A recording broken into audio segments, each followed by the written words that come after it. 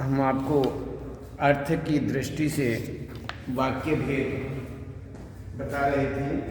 अर्थ की दृष्टि से वाक्य भेद, तो इसमें हमने आपको बताया कि वाक्य से क्या तात्पर्य है, वाक्य की परिभाषा क्या है, वाक्य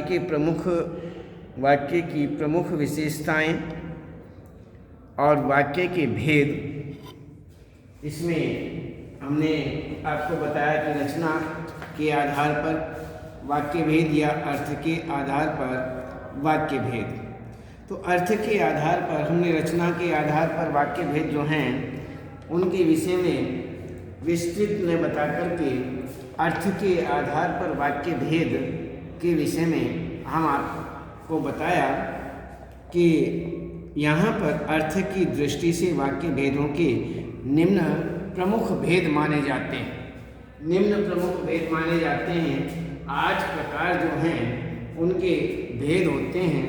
8 में कथनात्मक या विधानवाचक वाक्य, आज्ञार्थक वाक्य, संभावनार्थक वाक्य, संकेत वाचक वाक्य और प्रश्नवाचक वाक्य, इच्छार्थक वाक्य, विस्मयादि बोधक वाक्य, निषेधात्मक या नकारात्मक वाक्य। तो ये 8 प्रकार हमारे सामने आते हैं, जिसमें हमने आपको कथनात्मक या विधानवाचक वाक्य के विषय में, प्रश्नवाचक वाक्य के विषय में, आज्ञार्थक वाक्य के विषय में और अन्य इस प्रकार से आपको हमने बताया। अब इससे आगे हम देखते हैं आज्ञार्थक के बाद में इच्छार्थक वाक्य। अब इच्छार्थक वाक्य के विषय में, आज्ञार्थक वाक्य के विषय में हम आपको बता चुके हैं और अब रहा इच्छार्थक वाक्य।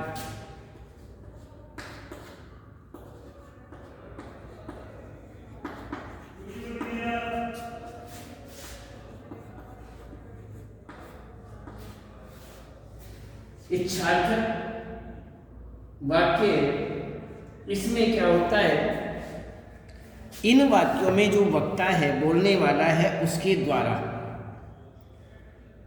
या तो अपने लिए या फिर किसी और के लिए इच्छा का भाव व्यक्त किया जाता है। अपने लिए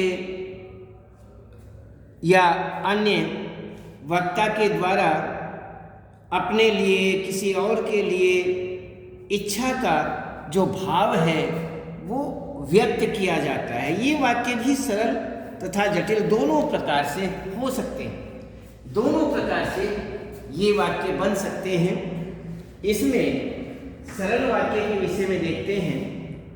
सरल वाक्य, एक वाक्य है कि अब चला जाए,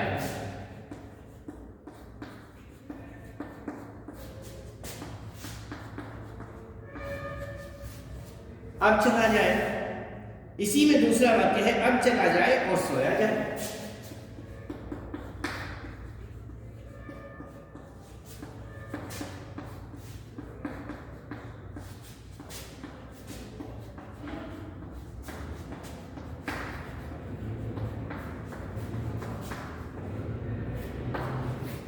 ये 2 वाक्य हमारे सामने हैं। इसमें ये जो वाक्य है अब चला जाए, ये हमारा आता है सरल वाक्य, और ये जो वाक्य है ये वाक्य आता है हमारा जटिल वाक्य। जटिल वाक्य के अंतर्गत। तो इसी प्रकार से यहाँ पर जटिल इच्छार्थक वाक्यों में पहला उपवाक्यार्थक भी हो सकता है।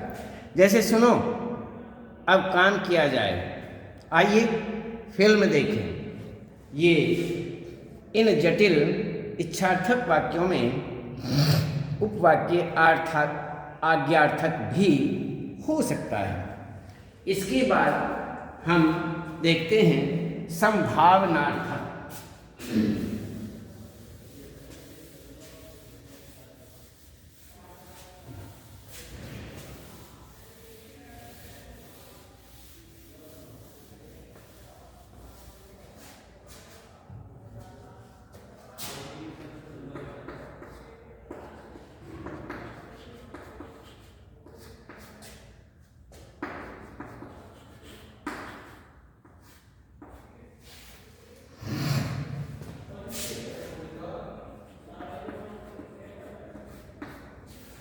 संभावनार्थक वाक्य, ये जो वाक्य हैं इनमें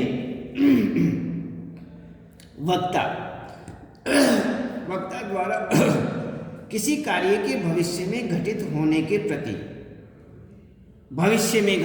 के प्रति संभावना या भाव व्यक्त किया जाता है। संभावना या ऐसा भाव व्यक्त किया जाता है। तो संभावना के अलावा वक्ता द्वारा इच्छा, कामना, अप्रत्यक्ष आदेश के भाव भी प्रकट किए जा सकते हैं। ये वाक्य भी सरल और जटिल दोनों प्रकार के हो सकते हैं। इन वाक्यों में देखते हैं, एक वाक्य हमारे सामने है, शायद आज बारिश आए।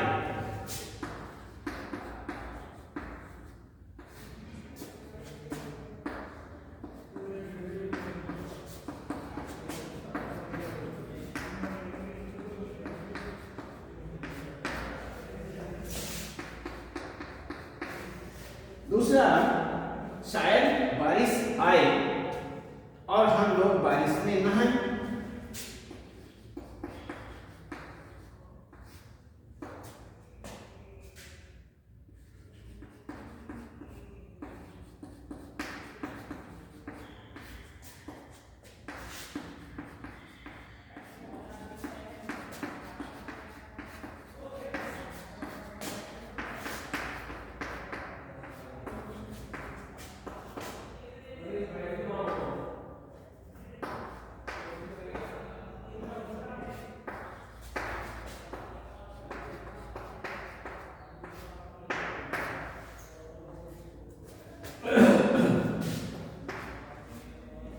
शायद आज बारिश आए। दूसरा है, शायद आज बारिश आए और हम लोग बारिश में नहाएं। दो वाक्य हमारे सामने हैं। इन दोनों वाक्यों में जो पहला वाक्य है ये हमारा सरल वाक्य है। दूसरा वाक्य, शायद आज बारिश आए और हम लोग बारिश में नहाएं, ये हुआ हमारा जटिल वाक्य।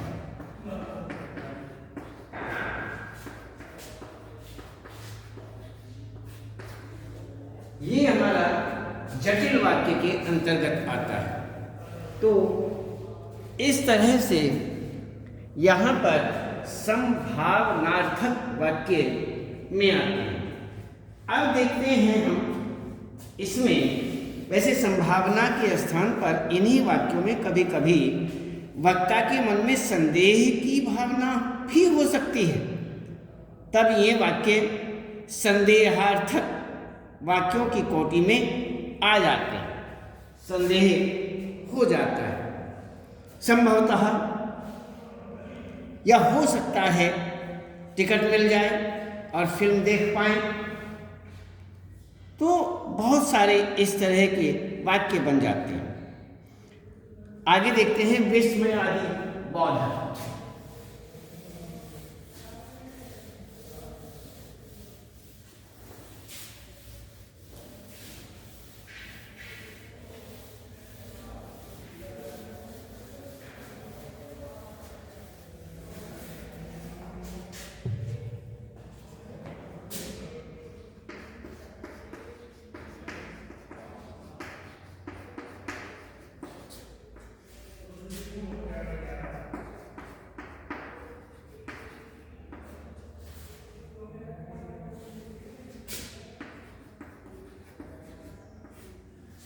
विस्मयादि बोधक वाक्य। इन वाक्यों में वक्ता अक्सर आश्चर्य, विस्मय, घृणा, हर्ष, प्रेम, शोक, भय आदि के भाव व्यक्त करता है। अतः ये विस्मयादि बोधक वाक्य कहलाते हैं। इन भावों को व्यक्त करने के लिए वाक्य के प्रारंभ में वक्ता के मुख से प्रायः अरे, उफ, हाय, धत आदि विस्मयादि बोधक अव्यय उच्चरित होते हैं। लिखित भाषा में विस्मयादि बोधक अव्ययों के बाद विस्मयादि बोधक चिन्ह, विस्मयादि बोधक चिन्ह कौन सा होता है? ये विस्मयादि बोधक चिन्ह जो है उसका प्रयोग किया जाता है। जैसे अब हम देखते हैं, एग्जाम्पल में उदाहरण देखते हैं। पहला, अरे, अरे संबोधन, विस्मयादि बोधक। तुम कब आए?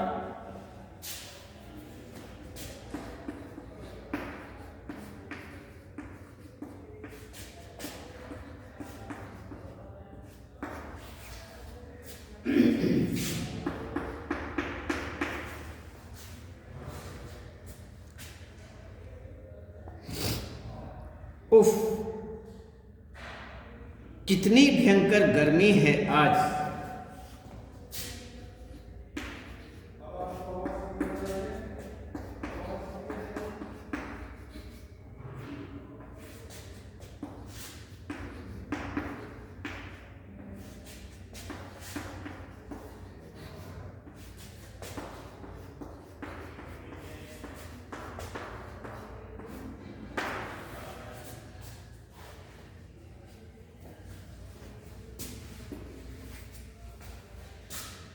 वाह, तुमने तो कमाल ही कर दिया।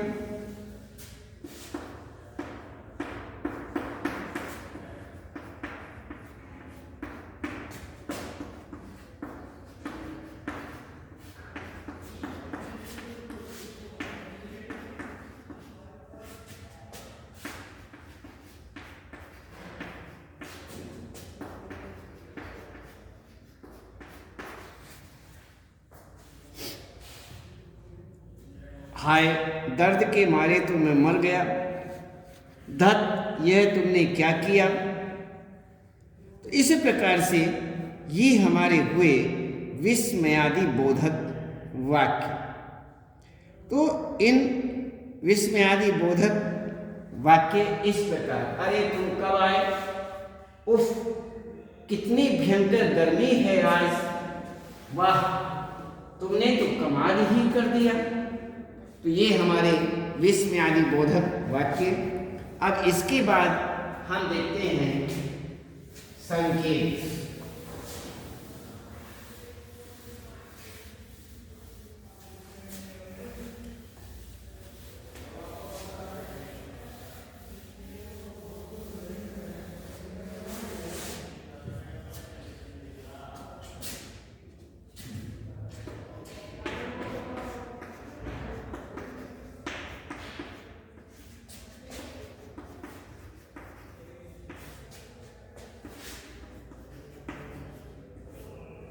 संकेतवाचक वाक्य। संकेतवाचक वाक्यों के अंतर्गत संकेत वाक्य,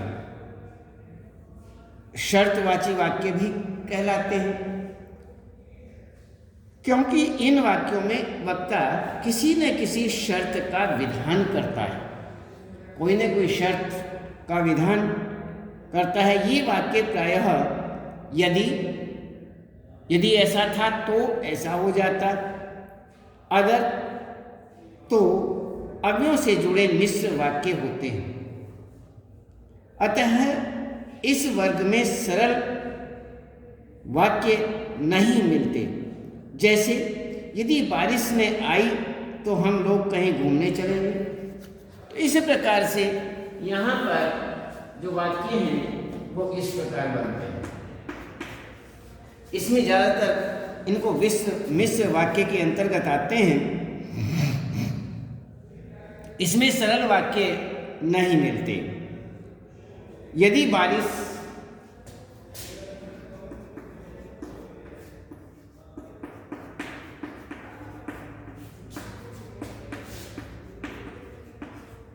ने आई तो हम लोग कहीं घूमने चलेंगे।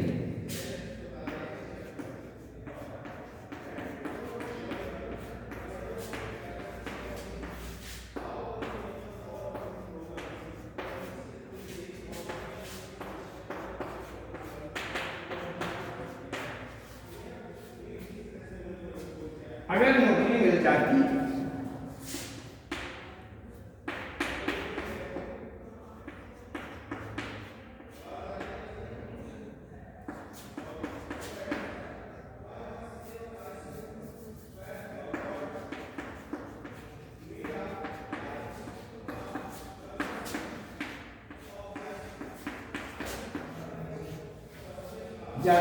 तो बहन की शादी कर देगा।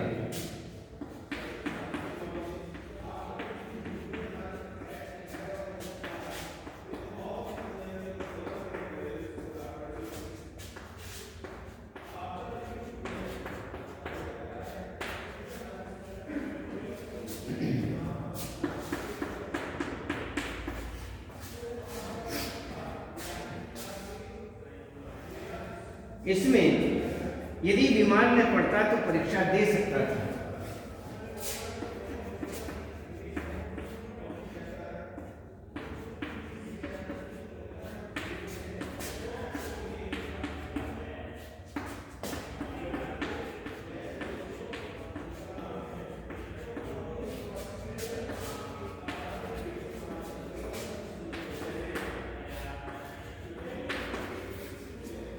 इन वाक्यों के अंतर्गत यदि बारिश में आई तो हम लोग कहीं घूमने चलेंगे। ने आई तो हम घूमने चलेंगे, शर्त आ गई। अगर नौकरी मिल जाती तो बहन की शादी कर देता। अरे कहते हैं यदि बीमार नहीं पड़ता तो परीक्षा दे सकता था। तो इसमें ये जो अव्यय शब्द हमारे सामने आए हैं, इनमें एक संकेत दिया गया है और संकेत के साथ साथ इसमें एक तरह से शर्तवाची वाक्य भी इनको कहते हैं। संकेतवाची वाक्य संकेतवाचक में आते हैं या फिर शर्तवाची वाक्य भी इन्हें कहा जाता है। तो ये हुआ हमारा अगर ऐसा होता तो, यदि ऐसा होता तो, बारिश नहीं आई तो, नौकरी मिल जाती तो, बीमार नहीं पड़ता तो इसी प्रकार से यहाँ पर शर्त लगाई हुई है और शर्त के नाते ये वाक्य संकेत वाचक वाक्य या शर्तवाची वाक्य कहे जाते हैं। अब ये हुआ हमारा संकेत या शर्तवाची वाक्य। अब हम इसी ही प्रकार से देखते हैं निषेधात्मक या नकारात्मक वाक्यों के विषय।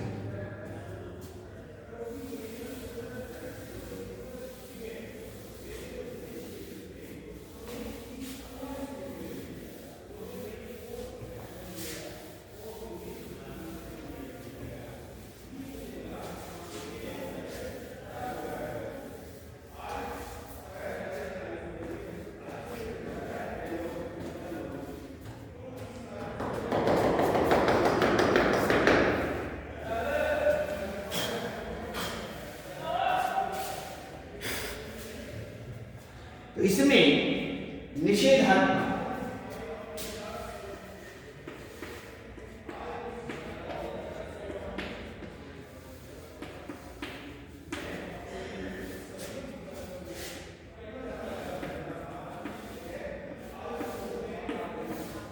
या नकारात्मक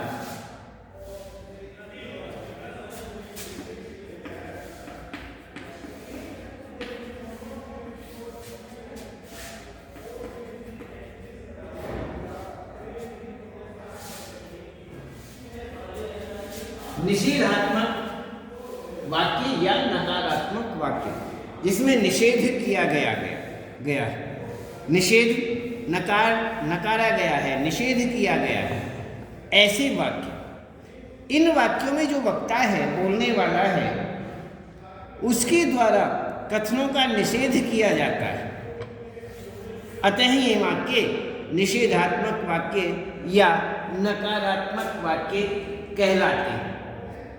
तो हिंदी में निषेध को व्यक्त करने के लिए वाक्यों में ने, नहीं तथा मत अव्ययों का प्रयोग किया जाता है। ने, नहीं, मत आदि अव्यय जो हैं उनका प्रयोग हिंदी में किया जाता है।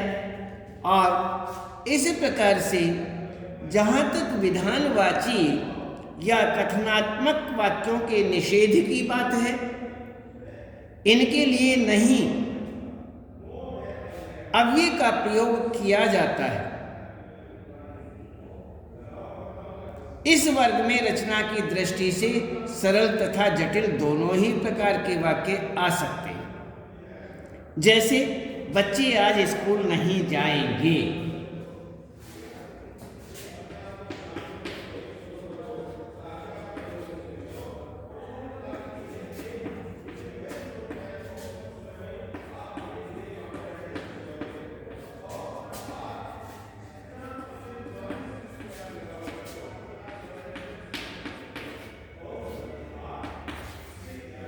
बच्चे आज स्कूल नहीं जाएंगे, बच्चे आज स्कूल नहीं जाएंगे और काम भी नहीं करेंगे।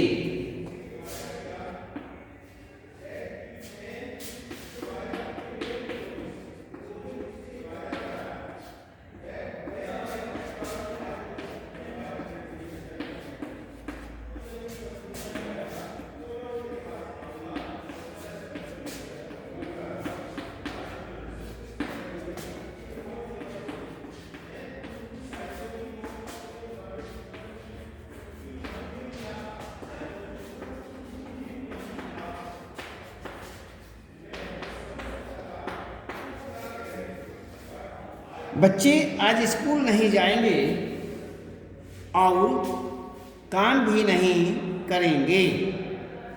तो ये हमारे पहला वाक्य हुआ, आज बच्चे जो हैं आज स्कूल नहीं जाएंगे। इसमें क्या हुआ, निषेध कर दिया गया है, नकार दिया गया है कि आज ऐसा नहीं होगा, आज बच्चे ऐसा नहीं करेंगे, बच्चे आज स्कूल नहीं जाएंगे, ये नकार दिया गया।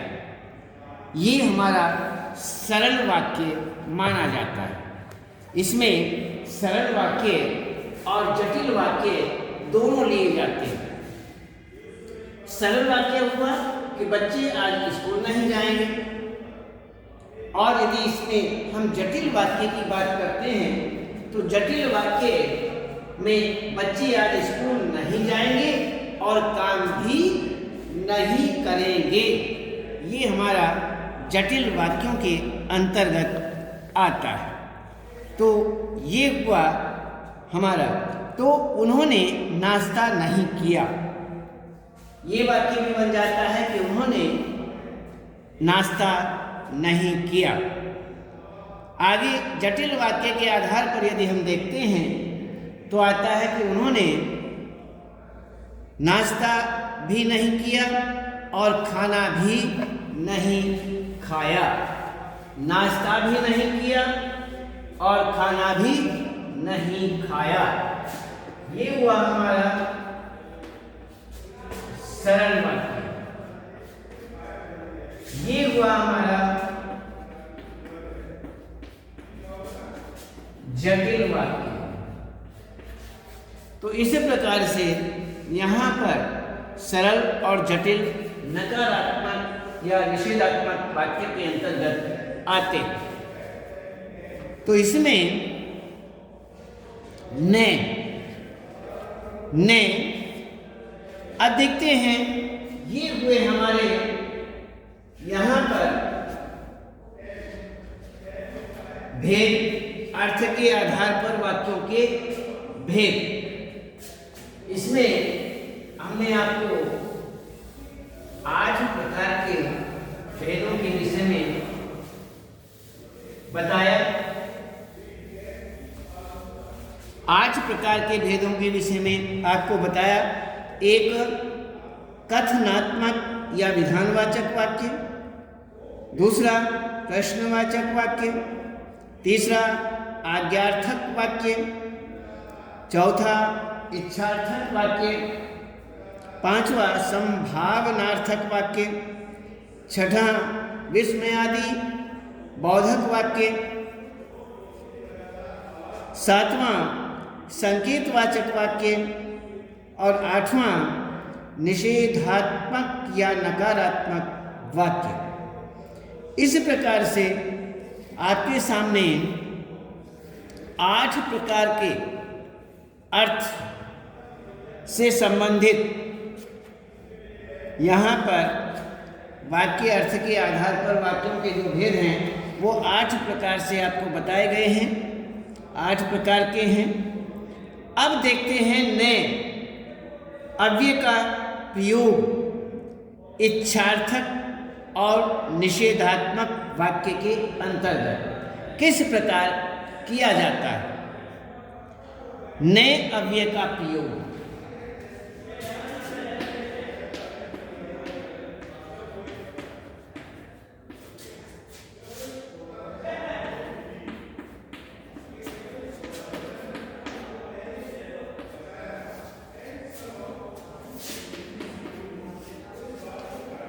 इसमें इच्छार्थक निषेधात्मक वाक्य।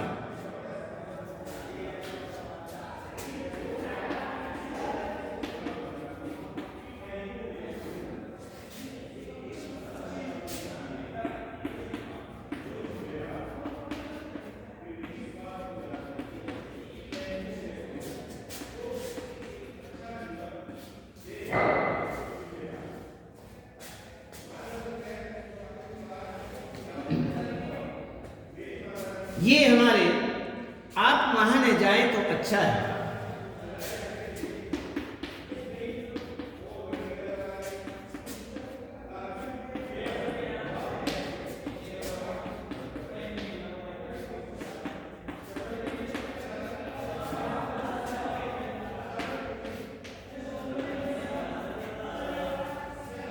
आप वहां न जाए तो अच्छा है।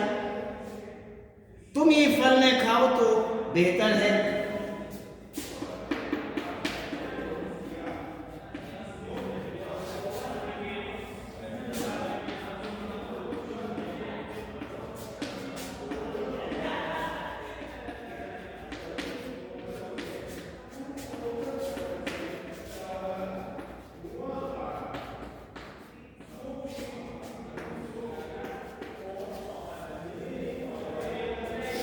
तो इसी प्रकार ये हुए। तो हम आपको ये न अव्यय का प्रयोग इच्छार्थक निषेधात्मक वाक्यों के अंतर्गत आप वहां न जाएं, आप वहां न जाएं तो अच्छा है। तुम ये फल न खाओ तो बेहतर है। तो इसी प्रकार से यहाँ पर ये वाक्य बनते हैं। अब इसमें संभावनार्थक निषेधात्मक वाक्य भी आते हैं। शायद बारिश न आए। तो ये सारे के सारे जो वाक्य हैं, इन वाक्यों के अंतर्गत हमने आपको ये सब बताया। इसके बाद इससे आगे हम आपको कल बताएंगे। आज केवल इतना ही। आज केवल इतना ही और कल